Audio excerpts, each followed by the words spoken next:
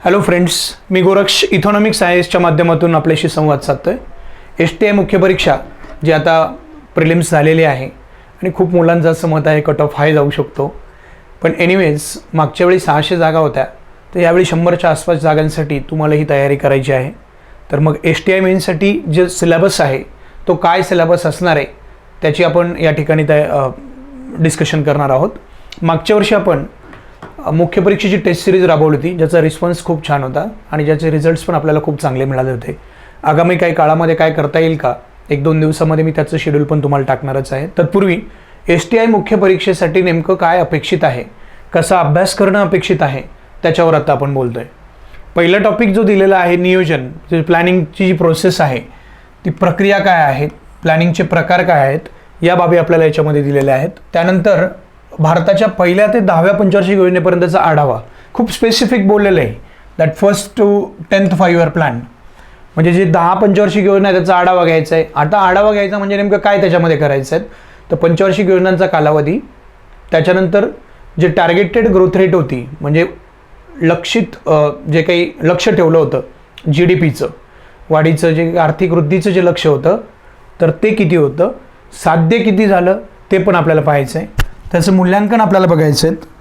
त्यानंतरचा जो घटक आहे मूल्यांकन म्हणजे काय की फॉर एक्झाम्पल प्रत्येक पंचवार्षिक योजनेदरम्यान आपण काय काय अचिव्हमेंट्स केल्या आणि काय नाही।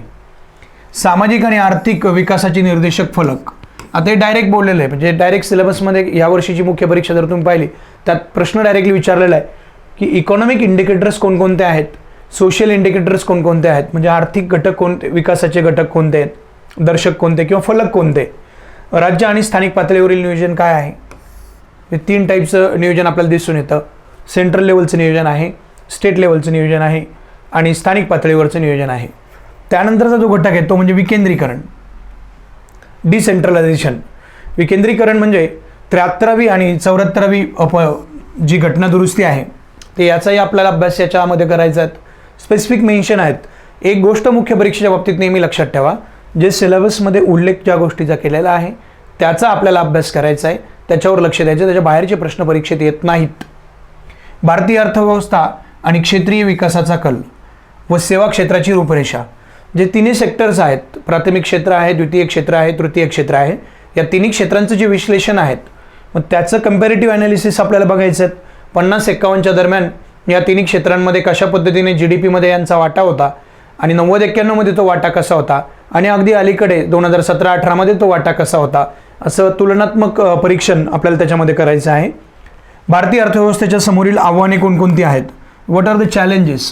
चॅलेंजेसमध्ये जर तुम्ही पाहिलं तर गरिबी हे भारतीय अर्थव्यवस्थेसमोरचं आव्हान आहे, बेरोजगारी आव्हान आहे, त्याच्यानंतर प्रादेशिक असमतोल आव्हान आहे। ज्यावेळी आपण गरिबी शब्द वापरतो तर गरिबीमध्ये सापेक्ष दारिद्र्य आणि निरपेक्ष दारिद्र्य या संकल्पना आहेत, याच्यावर आपल्याला प्रश्न येतो। आणि त्याच्याही पुढे जाऊन जर आपल्याला पाहायचं ठरलं तर सापेक्ष आणि निरपेक्ष दारिद्र्याबरोबरच ज्या दारिद्र्यविषयक समित्या नेमण्यात आल्या होत्या त्या समित्या, बेरोजगारीची व्याख्या आणि बेरोजगारीचे प्रकार, त्याचप्रमाणे बेरोजगारीचं मापन कसं करतात ते आपल्याला या टॉपिकमध्ये शिकायचं आहे। आणि प्रादेशिक असमतोल म्हणजे रिजनल जो इम्बॅलन्स आहे, भारतामध्ये काही राज्यांमध्ये आर्थिकदृष्ट्या काही राज्य फारच सक्षम दिसून येतात आपल्याला, मात्र काही राज्यांमध्ये आपल्याला लक्षात येतं की त्यांच्या गरिबीचं प्रमाण खूप जास्त आहे। छत्तीसगड असेल, ओरिसा असेल, बिहार असेल, या राज्यांमध्ये आपला झारखंड असेल, या राज्यांमध्ये आपल्याला गरिबीचं प्रमाण फार जास्त प्रमाणामध्ये दिसून येतं।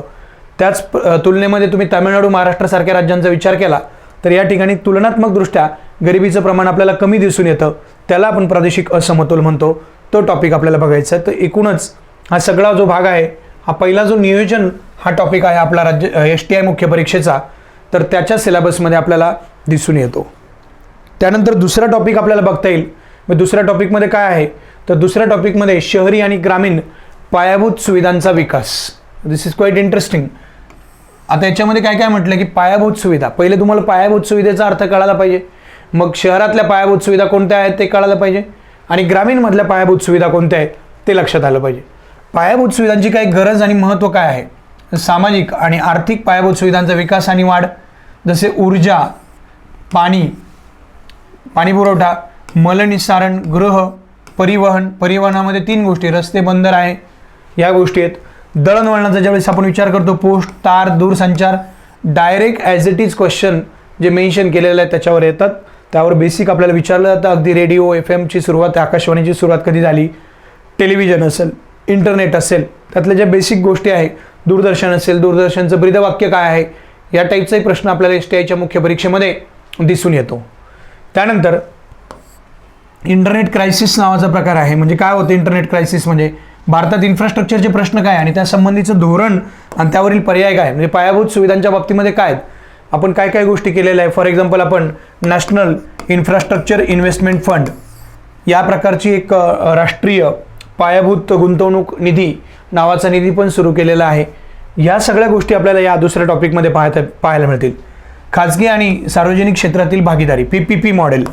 PPP मॉडेल याचे बरेचसे मॉडेल आहे. बूट आहे, BOLT आहे. BOLT म्हणजे बिल्ड, ऑपरेट, लीज आणि ट्रान्सफर. आणि या सगळ्या गोष्टींचा आपल्याला याच्यामध्ये अभ्यास करायचा आहे. FDIची पॉलिसी काय आहे, ते FDI म्हणजे फॉरेन डायरेक्ट इन्व्हेस्टमेंट. मग FDI कोणकोणत्या क्षेत्रामध्ये प्रतिबंधित आहे, त्यानंतर कोणत्या क्षेत्रामध्ये किती प्रमाणात FDI दिलेला आहे, काही लेटेस्ट घडामोडी असतील तर त्याचाही अभ्यास याच्यामध्ये करणार आहोत आपण. इन्फ्रास्ट्रक्चरचं डेव्हलपमेंटचं धोरण काय आहे भारत सरकारचं, ग्रामीण आणि शहरी भागात परिवहन आणि गृह या विषयावरचे प्रश्न काय आहे, तर केंद्र आणि राज्य सरकारचे कार्यक्रम काय आहे, त्याची उपक्रमशीलता काय आहे, ह्या सगळ्या बाबी आपल्याला याच्यामध्ये या टॉपिकमध्ये बघता येतील. मी आधी बोलल्याप्रमाणे मुख्य परीक्षेची एक खासियत असते की तुमच्याकडे सिलेबस त्यांनी दिलेला आहे आणि त्यांनी सांगितलं की मित्रांनो पेपरला येताना किमान तुम्ही या सिलेबसचा अभ्यास करून या, त्याच्या अवतीभोवतीच्या बाबींचा अभ्यास करून या, तुम्हाला परीक्षेत मार्क्स हमखास येणार म्हणजे येणारच. तर हा दुसरा टॉपिक आपल्याला दिसतो. एकूण 5 टॉपिक आपल्याला या सिलेबसमध्ये पाहायला मिळतील.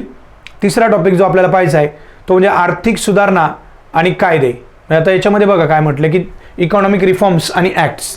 ते बॅकग्राऊंड काय की आपण आर्थिक सुधारणा का केलं. 1991 मध्ये भारताने जे नवीन आर्थिक धोरण स्वीकारलं तर ते का स्वीकारलं, आपल्याला अचानक अशी का गरज पडली, मग उदारीकरण म्हणजे काय, खाजगीकरण म्हणजे काय आणि जागतिकीकरण म्हणजे काय, यांच्या संकल्पना आपल्याला बघायच्या आहेत.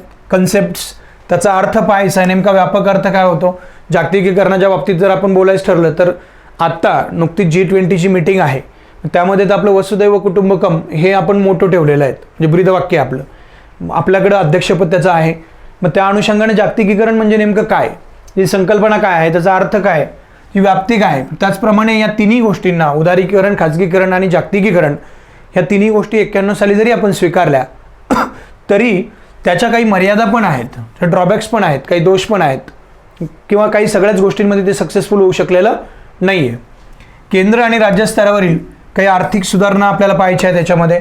मग कोणकोणत्या आर्थिक सुधारणा केंद्र सरकारने घेतल्या 91 नंतर, राज्य सरकारांनी कोणकोणत्या आर्थिक सुधारणा घेतल्या, WTO काय आहे, त्याच्या तरतुदी आणि सुधारणा आणि त्याचे भारतीय अर्थव्यवस्थेतील अपेक्षित परिणाम.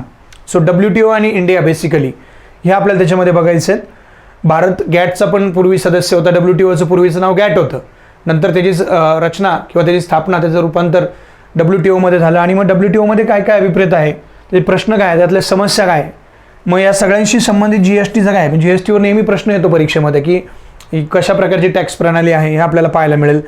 विक्री कर म्हणजे काय आहे, व्हॅट काय आहे, WTO पुन्हा एकदा, आणि त्या संबंधितले जे कायदे आणि नियम आहेत, अंबर बॉक्स असेल, ग्रीन बॉक्स असेल, रेड बॉक्स असेल, sorry Ambar box, green box आणि ब्लू बॉक्स, हे बॉक्सेस आपल्याला याच्यामध्ये अभ्यासायचे आहेत. ह्या सगळ्या गोष्टी या टॉपिकमध्ये आपण टॉपिक नंबर 3 मध्ये अभ्यासणार आहोत STI मुख्य परीक्षेच्या दृष्टिकोनातून. त्यानंतर जो 4थ्या नंबरचा टॉपिक आहे ज्यामध्ये म्हटलं आहे आंतरराष्ट्रीय व्यापार आणि आंतरराष्ट्रीय भांडवल चळवळ. मग त्याच्यामध्ये बघा तुम्ही की 4थ्या टॉपिकमध्ये इंटरनॅशनल ट्रेडबद्दल बोललेलं आहे. जागतिकीकरणाच्या युगातले सूत्र आणि कल, वाढ, रचना आणि भारताच्या आंतरराष्ट्रीय व्यापाराची दिशा. आता भारताचा जो इंटरनॅशनल ट्रेड आहे त्याची डायरेक्शन कशी आहे, एक्सपोर्टच्या बाबतीत कशी आहे, इम्पोर्टच्या बाबतीत कशी आहे, म्हणजे निर्यात आपण कशी करतो, आयात कशी करतो, कोणत्या वस्तूंची निर्यात जास्त करतो, कोणत्या वस्तूंची आयात जास्त करतो, त्याचप्रमाणे कोणत्या सेवांची निर्यात जास्त करतो आणि कोणत्या सेवांची आयात जास्त करतो, ह्या सगळ्या गोष्टी, प्लस कोणत्या देशाबरोबर भारताचा व्यापार सर्वाधिक आहे, म्हणजेच भारताची निर्यात सर्वाधिक कोणत्या देशांबरोबर आहे, कोणत्या देशांबरोबर आपली आयात सर्वाधिक आहेत, ह्या सगळ्या गोष्टींचा ट्रेंड आपल्याला या टॉपिकमध्ये बघायचा आहे. आंतरराष्ट्रीय व्यापाराची धोरणं आहे आपली पंचवार्षिक धोरणं, तर त्याचाही आपल्याला अभ्यास करायचा आहे. निर्यातीची जी वाढ झालेली आहे, काय ट्रेंड दिसून येतो आपल्याला, निर्यातीत कोणत्या वस्तूंचा हिस्सा वाढत गेलेला आहे, कोणत्या सेवांचा हिस्सा वाढत गेलेला आहे किंवा कोणाचा हिस्सा कमी होत गेलेला आहे, आलेलं आहे हे आपल्याला पाहायचं आहे. WTO आणि आंतरराष्ट्रीय व्यापाराचे कसे संबंध आहेत, विदेशी भांडवलाचा जो अंतप्रवाह आहे, फॉरेन कॅपिटल जे इंडियामध्ये येते, FII असेल, FDI असेल, ते कसं येते, त्याची रचना आणि त्याच्यामध्ये वाढ कशी होताना आपल्याला दिसून येते. पुन्हा एकदा FDI ओव्हरलॅपिंग आहेत, काही टॉपिक्स मागच्या टॉपिकमध्ये पण आपल्याला पाहायला मिळतील, इथे पण पाहायला मिळतील. व्यापार आहे, बहु आंतरराष्ट्रीय भांडवल आहे, पुरवणाऱ्या संस्था आहे, त्याच्यामध्ये IMF आहे. फॉर एक्झाम्पल IMF आहे, आंतरराष्ट्रीय नाणेनिधी. दुसरी आहे जागतिक बँक आहे, IDA आहे. IDA itself is a part of world bank group, जागतिक बँकेच्या गटाची चाच एक तो भाग आहे IDA म्हणजे. आणि इंटरनॅशनल क्रेडिट रेटिंग, काही क्रेडिट रेटिंग एजन्सीज आहे, जसं मूडीज सांगता येईल आपल्याला, S&P 500 सांगता येतील, या संस्था आहे. या सगळ्यांचा अभ्यास आपल्याला या 4 नंबरच्या टॉपिकमध्ये इंटरनॅशनल ट्रेड आणि इंटरनॅशनल कॅपिटल, आंतरराष्ट्रीय व्यापार आणि आंतरराष्ट्रीय भांडवल चळवळ या टॉपिकमध्ये आपल्याला याच्यामध्ये करायचं आहे. त्यानंतर 5वा जो टॉपिक आहे आणि शेवटचा टॉपिक आहे सिलेबसचा, सार्वजनिक वित्त व्यवस्था, महसुलाचं साधन, टॅक्स, नॉन टॅक्स, भारतातील केंद्र आणि राज्यातील सार्वजनिक ऋण. म्हणजे आता बघा याच्यात काय काय म्हटलंय की पब्लिक फायनान्स, टॉपिकचं नाव आहे पब्लिक फायनान्स, सार्वजनिक वित्त व्यवस्था. केंद्र आणि राज्यातली सार्वजनिक ऋण म्हणजे कर्ज, केंद्राचं कर्ज, राज्यांचं कर्ज असेल, केंद्र व राज्यांची सार्वजनिक खर्चात झालेली वाढ, सार्वजनिक खर्च, सार्वजनिक कर्ज, कर महसूल, ह्या सगळ्या बाबी आपल्याला इथं पाहायच्या आहे. सार्वजनिक खर्च सुधारणा, आणि मग त्यामध्ये डायरेक्ट यावर्षी STI मुख्य परीक्षेला प्रश्न पण आला होता की खर्च सुधारणा आयोग जो आहे, एक्सपेंडिचर रिफॉर्म्स कमिशन, त्यावर प्रश्न. कामावर आधारित अर्थसंकल्प, शून्याधारित अर्थसंकल्प, झिरो बेस्ड बजेट, मेन्शन टॉपिकवर डायरेक्ट प्रश्न आपल्याला परीक्षेत दिसून येतो. भारतातील कर सुधारणांचा एक आढावा पण घ्यायचा, वेगवेगळ्या कर सुधारणा समित्या आपल्याला त्यात बघायच्यात. अनफॉर्च्युनेटली यावेळी विचारलेले कर समितीचा प्रश्न आयोगाने कॅन्सल केल्यानंतर राज्य पातळीवर कर सुधारणा काय काय आहेत त्या आपल्याला पाहायच्यात. व्हॅट, सार्वजनिक ऋणवाढ, रचना आणि भर, राज्याची कर्जबाजारीपणाची केंद्राला समस्या. बहुतेक राज्यांचं कर्जाचं प्रमाण वाढतंय, मग केंद्र त्या दृष्टीकडे, त्या समस्येकडे कोणत्या दृष्टिकोनातून बघतंय आणि काय काय इम्प्रूव्हमेंट्स त्यामध्ये करणं अपेक्षित आहे, काय सुधारणा केंद्राला करणं अपेक्षित आहे. मग त्याच्यामध्ये पुढे जाऊन आपल्याला एक कळतं की राजकोषीय तुटीची संकल्पना आपल्याला पाहायला मिळते. संकल्पना काय, ते तुटीचं नियंत्रण कसं करणार, केंद्र आणि राज्य यांच्यातील रिझर्व्ह बँकेचे उपक्रम आपल्याला पाहायचे आहेत. भारतातील राजकोषीय सुधारणा, ही कन्सेप्ट इतकी मोठी आहे, राजकोषीय सुधारणा, याच्यासाठी तुम्हाला राजकोषीय तूट हा विषय कळायला लागेल पहिल्यांदा. मग राजकोषीय सुधारणा करण्यासाठी भारत सरकार काय करेल, तुटीचा अर्थभरणा कसा केला जातो, राईट. FRBM आपण याच्यामध्ये शिकणार आहे, fiscal responsibility and budget management act. त्यानंतर पुन्हा FRBMची कमिटी, FRBM रिव्ह्यू कमिटी, हे पण आपल्याला याच्यामध्ये पाहायचं आहे.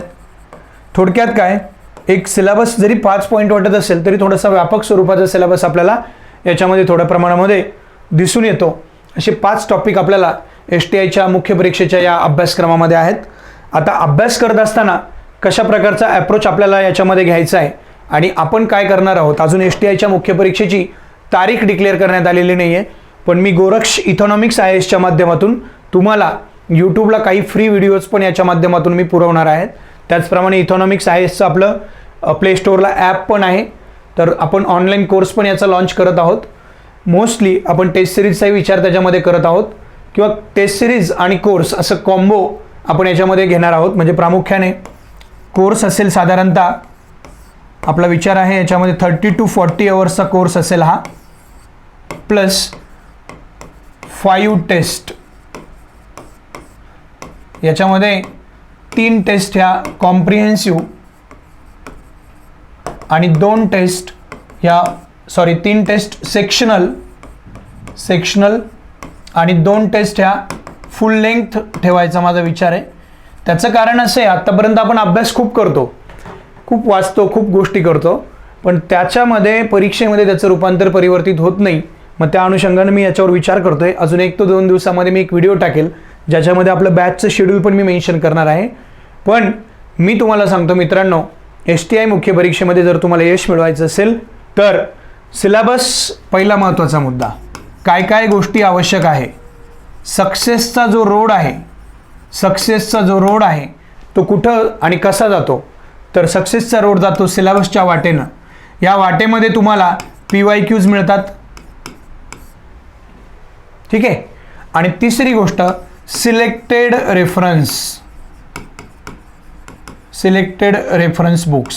पुढच्या लेक्चरमध्ये मी काय काय सोर्सेस वापरायचे याचा पण उल्लेख करणार आहेत, तर त्यावेळी तुमच्या त्या गोष्टी लक्षात येतीलच. या 3 गोष्टी, these 3 things lead to success, तर तुम्हाला परीक्षेमध्ये यश मिळणार. लक्षात घ्या, खूप भाराभर वाचून आपल्याला सक्सेस मिळत नाहीत.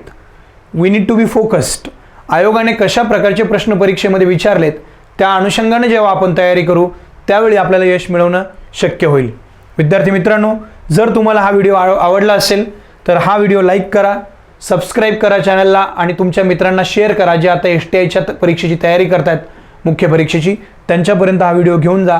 मी लवकरच पुढचा व्हिडिओ घेऊन येतो ज्या व्हिडिओच्या माध्यमातून आपण STIच्या मुख्य परीक्षेमध्ये मागील 3 वर्षांमध्ये काही सिलेक्टेड क्वेश्चन्स मी काढणार आहेत आणि त्यातल्या सिलेक्टेड क्वेश्चन्सवर कशा पद्धतीने आपण त्याला अप्रोच केलं पाहिजे, फेस केलं पाहिजे परीक्षेसाठी, या दृष्टीने आपण ते लेक्चर्स त्यामध्ये कंडक्ट करणार आहोत. Thank you so much. Thanks a lot.